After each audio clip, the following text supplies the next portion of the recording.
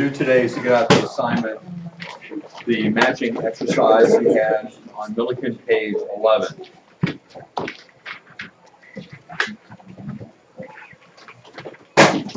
And we'll just run down through and give you the answers quickly. Everybody ready? Yeah. I'm going to go fast. I'm not going to say the number in between. I'm just going to read the letters. So you guys got to stay on top of it. All right, I got you. Ready, Nate? Yep. All right. Ready, Ohana? Sure? Uh-oh. Here we go. Beginning with number 1.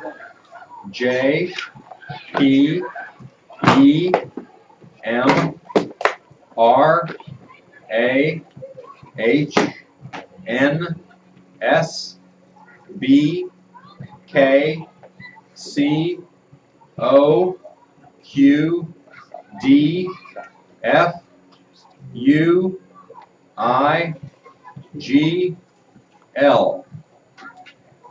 Any that you repeated? All right, on the back side of this is page 12. Let's see, do we need that for tomorrow? Yes, we do. All right. Why don't you just take a grade, like how many we missed off? Like normal? Yeah. That's what you're saying. Like say like how many we missed. I didn't want to take time to get your grades out a lot. I'd have you give me the papers, but you need the backside for the next assignment. So, tell you what, let me have your papers and come back and pick it up later in the day. I'll record them next period, and then you can pick them up. So make sure your name is on it. Pass it to whoever's in front of you.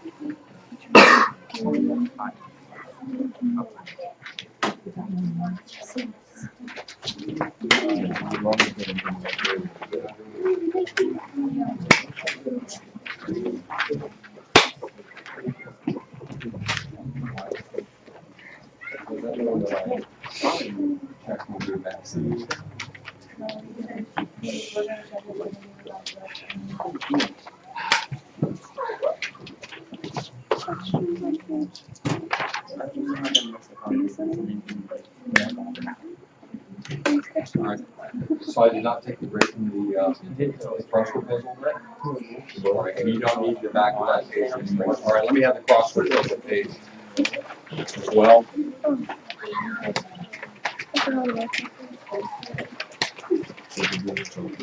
Pass that up to if your name is on your paper.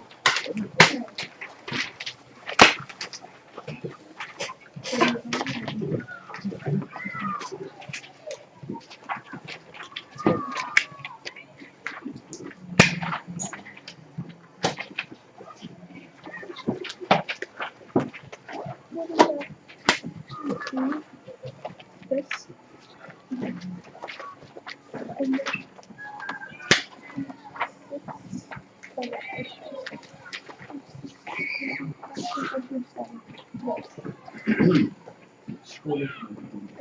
Yesterday, the last thing we were talking about was the Emancipation Proclamation.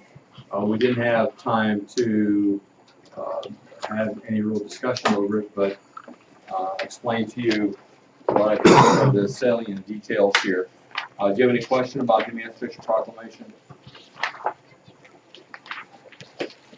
So the main point I wanted to get across is the only places slaves were freed was where there was no authority to free slaves.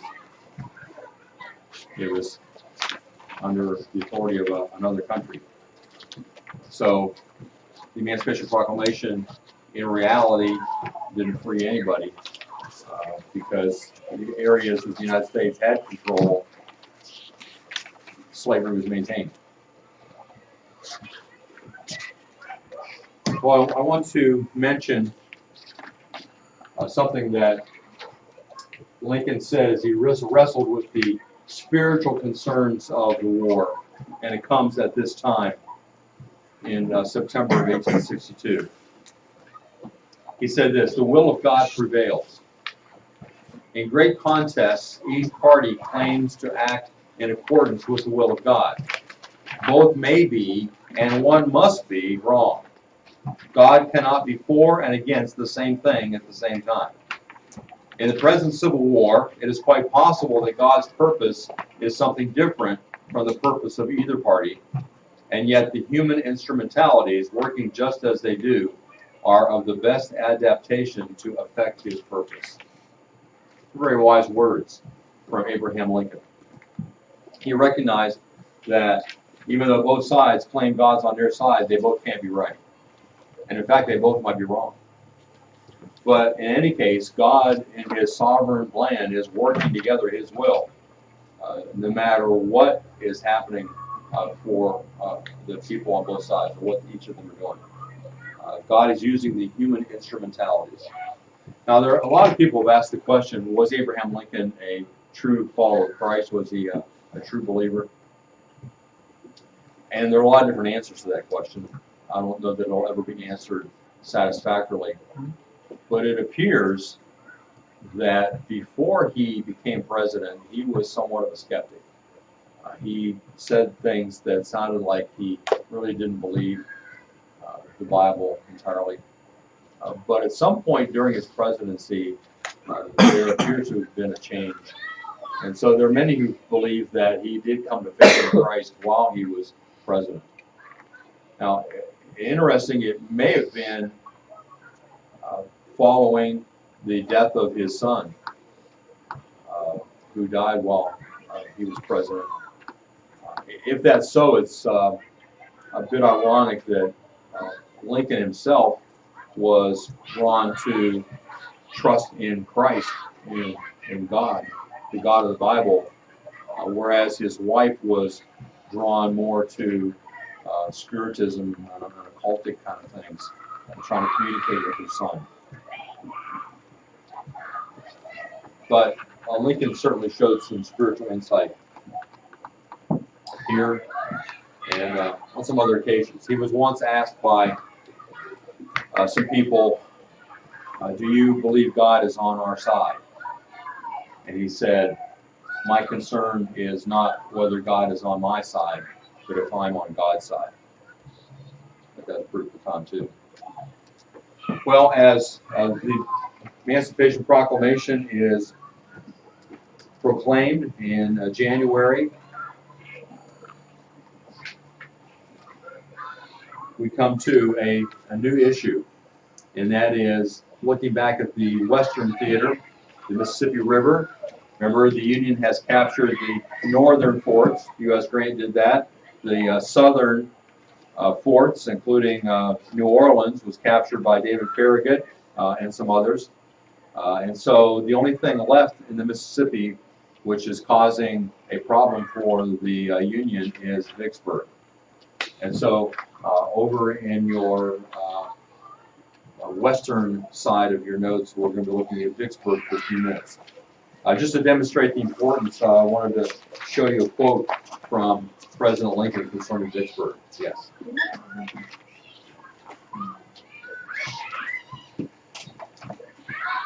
Okay, here is where you use your paper and draw a line and do your own, apparently. Where would it be? Back here? We'll get the outline as we go along. Lincoln said, Vicksburg is the key. The war can never be brought to a close until the key is in our pocket. So Lincoln thought that Vicksburg was an essential part of winning the war. Confederate President Jefferson Davis agreed. He said, Vicksburg is the nailhead that holds the South's two halves together.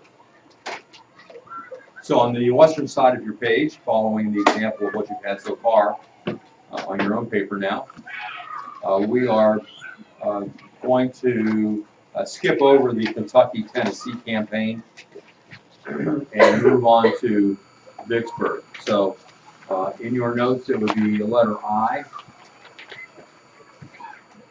the Kentucky-Tennessee campaign, but we're skipping over some of the aspects of that and go directly to Vicksburg. This is on the Mississippi River. Now let's see, I have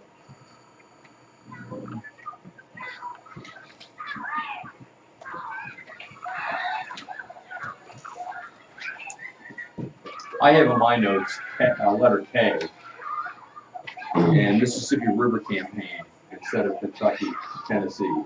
So this K, does that seem a logical next letter from what you had previously? Mm-hmm. Our last letter was G. Pardon me? Our last letter was G. G.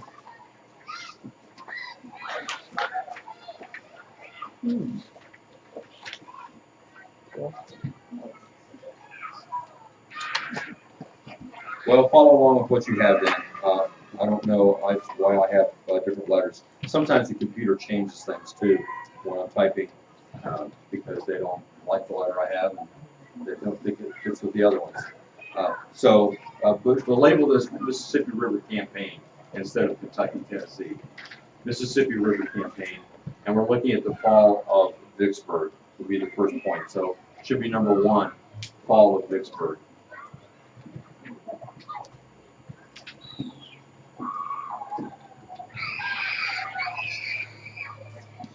The high bluffs of above the river near Vicksburg made Vicksburg a natural fortress. And if you, has everyone been to Vicksburg? If you go there, it's really interesting to be in the city and look down at the river because it's higher than the river. Because as you're looking down at the river has a bend, and I'll show you on a map in a few minutes. So that from Vicksburg, rather than waiting for any ships that are coming to be on the river right there in front of Vicksburg, because of the bend of the river, you can see ships coming from a long ways away because they have to be on the river and then curve around before getting to the city. So you can't take Vicksburg by surprise. And it's up high, so any gunboats on the river have a difficult time. And then surrounding Vicksburg is marshland, so it's difficult to march soldiers through that. So Vicksburg is a well-fortified city. The conquest of this city was entrusted to General Grant. Vicksburg, located here along the Mississippi River, part of the plan to capture the entire Mississippi River to separate the Confederacy, to split it in two. These are gunboats that will be employed trying to fire at the city from down on the river up towards the top. Grant's first attack on the city in December 1862 failed. Throughout the winter, he tried to dig a canal on the western side, and on which he could float his gunboats and troop transports along the bayous, swamps, and streams surrounding the city. But it was too difficult to dig a canal through that kind of situation. All those attempts failed. So then he tried a risky maneuver.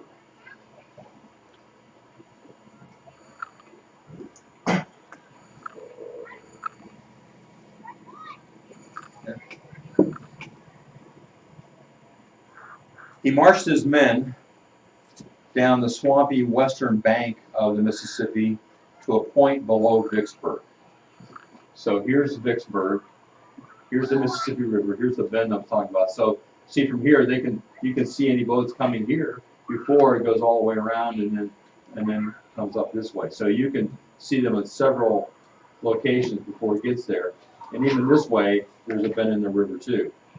So what Grant is trying to do is he's going to march his men down through the western side of this, and this is largely swampland. And he's going to march them down to a point well below Vicksburg so that they can't see what he's doing. Then he floated gunboats down here under cover of night. So not firing at them, but just floating them past quietly.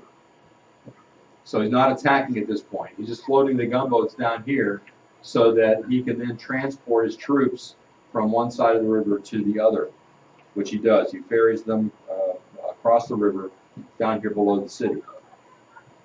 So By doing this, he outmaneuvered the Confederates. He did something they didn't expect, and so he's able to come up on the other side of Vicksburg without them knowing it ahead of time. But in order to do that, he had to abandon his supply line because he can't get supplies from up here down to here. So that forced them to get whatever food that they could just by living off the land. So they took what they could from farmers that were in that area. The strategy worked. Grant was able to move his troops here, then north. He comes over this way to Jackson, fights a battle there. You can see there's a railroad coming into here, and then over to Vicksburg. So he's captured that railroad, so nothing can get into Vicksburg from the railroad. And then he's able to surround the city in May of 1863. The defenses of the city were too strong to assault, so he simply laid siege to the city, trying to starve it into submission. But the people of Vicksburg were not ones to give in easily, and they refused to surrender even when they ran out of food. Conditions inside Vicksburg worsened, with a starving population resorting to eating horses, then cats, then dogs, and then rats. And as Grant was bombarding the city with artillery fire, the people of the city would hide in holes in the ground or caves in the city to protect themselves. All right, so that takes us from December through May of 1863 in Vicksburg. We're going to come back later to Vicksburg because at the same time there's something happening in the east beginning in December. And so we want to go there. And that's in Fredericksburg. So on your eastern side of your notes, at the same time that Vicksburg starts, so you can have that even, is Fredericksburg, whatever letter you have for Fredericksburg. This is a painting of Generals Lee, Jackson, and Stewart. Jeb Stewart with the feathers in his hat, the cavalryman. So we come to Fredericksburg. I have it as J. Whatever letter you want to put there is fine. Whatever matches your outline. All right. Before the Battle of Fredericksburg, Lincoln replaced McClellan again. For the second time, he demotes McClellan and replaces him with General Ambrose Burnside. Remember the guy who invented the sideburn. McClellan was ordered to go home and wait for orders. He waited and waited, but no orders ever came. Lincoln apparently was done with them. On December 13th, Burnside launched repeated attacks on entrenched Confederate positions outside of Fredericksburg, Virginia. This is a map showing the different groups that were assembled here. It's kind of hard to tell anything here. Here's a picture of the city. The buildings are there. We'll get a better look at how the battle proceeds here. As we have the red indicates the Confederacy. They're outside of town. Here's the town of Fredericksburg. The Confederates are outside of town up on hills surrounding the town. The Union Army comes up the river and then comes through here and attacks the Confederates, some of them going through the town in order to get to where the Confederates are. This shows a little more clearly what it looks like. Here the Confederates are up on this ridge called Mary's Heights. There's a stone wall here. This is a good defensive position. The Union Army comes through off the Rappahannock River, comes through town, and then they have this wide area that they have to march through in order to get to where the Confederates are. So as they're marching through here and then coming up the hill, they are very vulnerable. It reminds you a little bit of what happened at Bunker Hill. Only that was mostly hill. Here they've got some level area first, but they are marching against a well-fortified position of the rebels, as they were called. And Burnside ordered his men to attack again and again.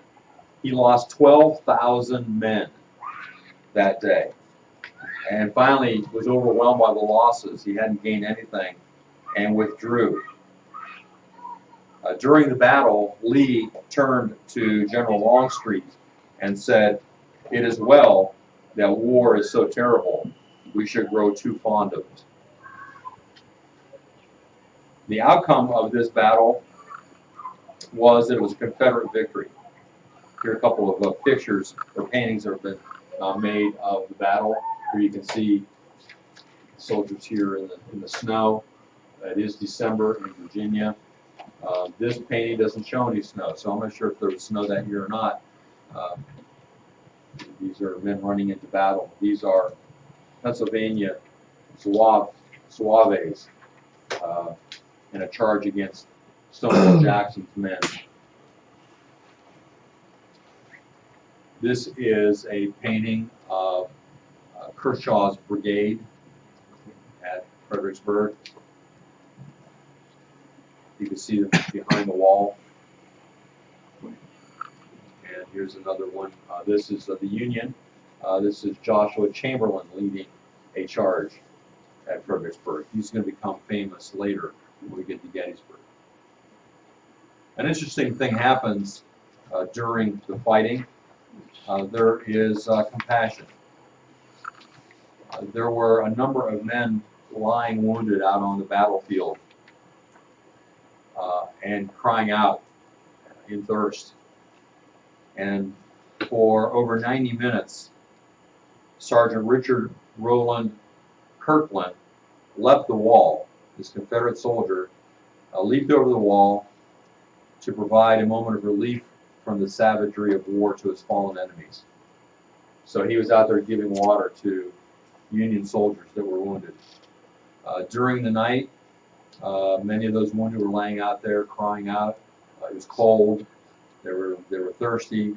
Some of them were dying, but they got no help except on this one occasion. For 90 minutes, nobody fired while this guy was out there giving water to fallen men.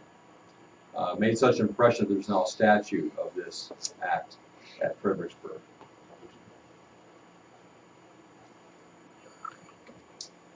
Here is a painting of General Lee at Fredericksburg, December 14th, 1862. The outcome of the battle was a Confederate victory, as I said, and it led to Lincoln replacing Burnside with a general that he thought, at least by name, ought to be pretty good. His name was Fighting Joe Hooker.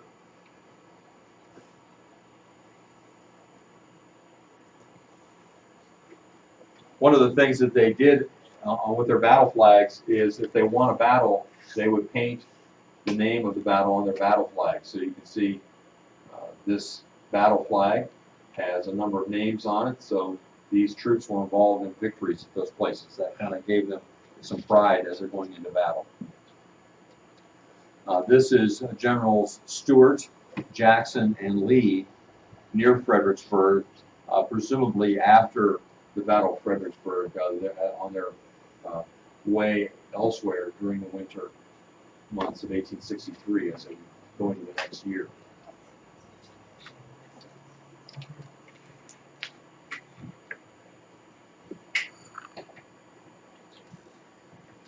So that is the end of 1863.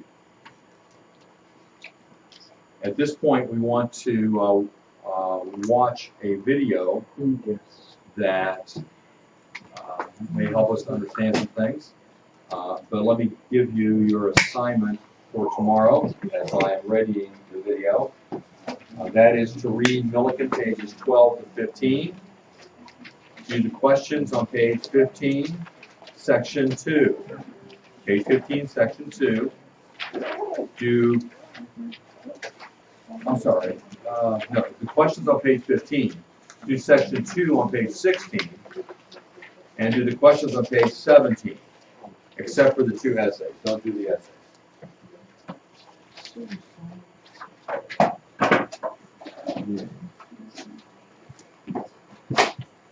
Yes. It's kind of good.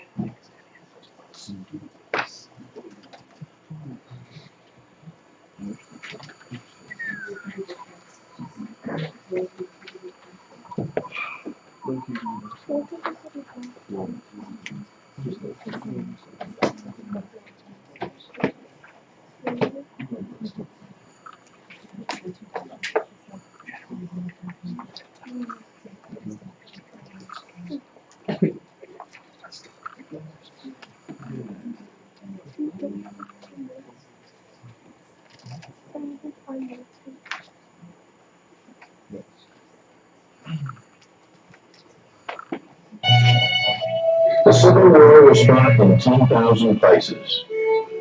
Murfreesboro, Chambersburg, Drainesville, and Opelousas. Apache Canyon, St. Augustine, Paducah, and Brandy Station. On the Red River, the Rappahannock, and the Rapidan. Across the Susquehanna and the Monongahela. From Mount Ida and Mount Olive to Mount Zion. From Nineveh to Nickajack Gap, to New Bern, New Carthage, New Iberia, New Lisbon, and New Hope. From the Yazoo Delta to the Chickasaw Bluffs.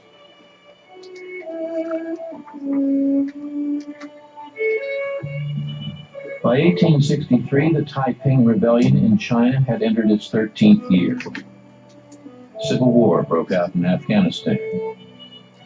In America, Eddie Cuthbert of the Philadelphia Keystones stole the first base in professional baseball. The National Academy of Science was founded in Washington. The roller skate was patented. And Henry Ford and William Randolph Hearst were born.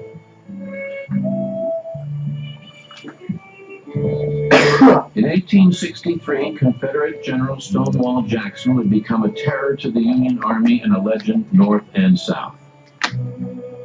Joshua Lawrence Chamberlain, a college professor from Maine, would lead his regiment to glory on hillsides in Virginia and Pennsylvania. In the wilderness west of Fredericksburg, Robert E. Lee would devise one of the most daring and brilliant battle plans of the war. While 1,000 miles to the west, Ulysses S. Grant continued to hammer away at the rebel stronghold at Vicksburg. Confederate Private Sam Watkins would fight at Murfreesboro, Shelbyville, Chickamauga, Lookout Mountain, and Missionary Ridge, and somehow survive. While Elisha Hunt Rhodes would have the best 4th of July of his life. In 1863, despite a northern victory at Antietam, despite emancipation, despite a clear superiority in men and materiel, the Union seemed close to fumbling all it had. Meanwhile, from Vicksburg to Charleston, the fragile Confederate coalition was coming apart. And yet somehow the Confederacy stayed alive by the daring and luck and genius of its high command. But the biggest tests were coming that summer, where the Mississippi took a sharp turn at Vicksburg and at a sleepy corner of Pennsylvania.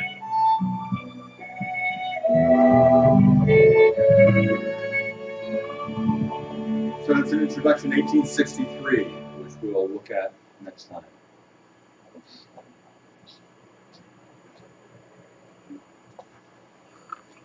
Murfreesboro, Tennessee, January the 1st, 1863. Martha, I can inform you that I have seen the monkey show at last, and I don't want to see it no more. I never want to go in another fight anymore, sister. I want to come home worse than I ever did before. Thomas Worley.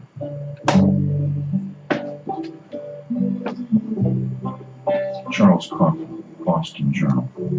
All the surrounding forests had disappeared, built into huts with chimneys of sticks and mud or cut for burning in the stone fireplaces. The soldiers were discouraged. They knew that they had fought bravely, but that there had been mismanagement and inefficient generalship. Falmouth, Virginia. This morning we found ourselves covered with snow that had fallen during the night. It is too cold to write.